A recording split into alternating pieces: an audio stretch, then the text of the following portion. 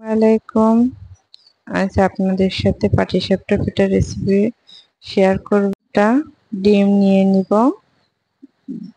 ডিম নেওয়ার পরে লবণ দিয়ে দেব,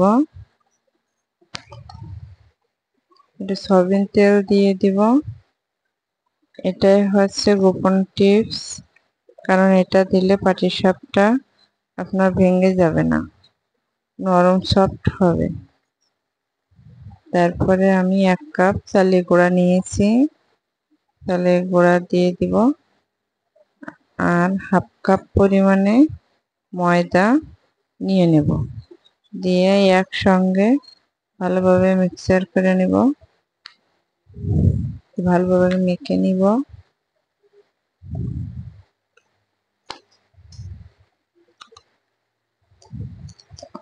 মাখানো হয়ে গেলে গরুর দুধ জাল করে নিয়েছি, তা অল্প অল্প করে দিয়ে ভালোভাবে মথে নিতে হবে, কারণ ভালোভাবে মেশালে এটা পিঠাটা অনেক মজার হয়। অনেক সময় দেখা যায় পাটিসাপটা পিঠা গোলাটাই সুন্দরভাবে হয় না।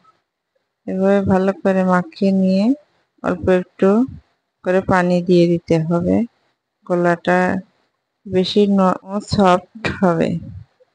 এভাবে গোলাটা তৈরি করে নিতে হবে।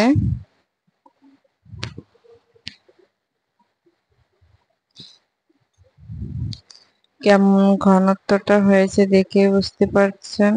বেশি ঘন করা যাবে না, বেশি আবার পাতলা করা যাবে না।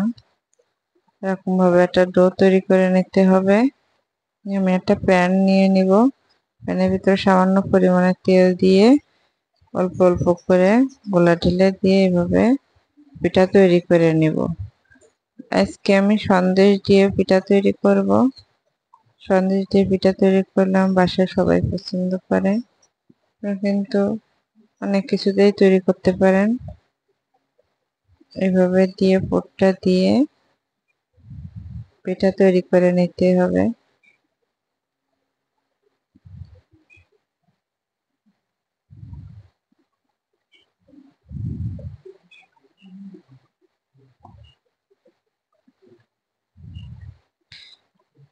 পিঠাটা খেতে কিন্তু অসম্ভব মজা হয়েছে। আপনারা কিন্তু বাসায় ট্রাই করবেন এভাবে।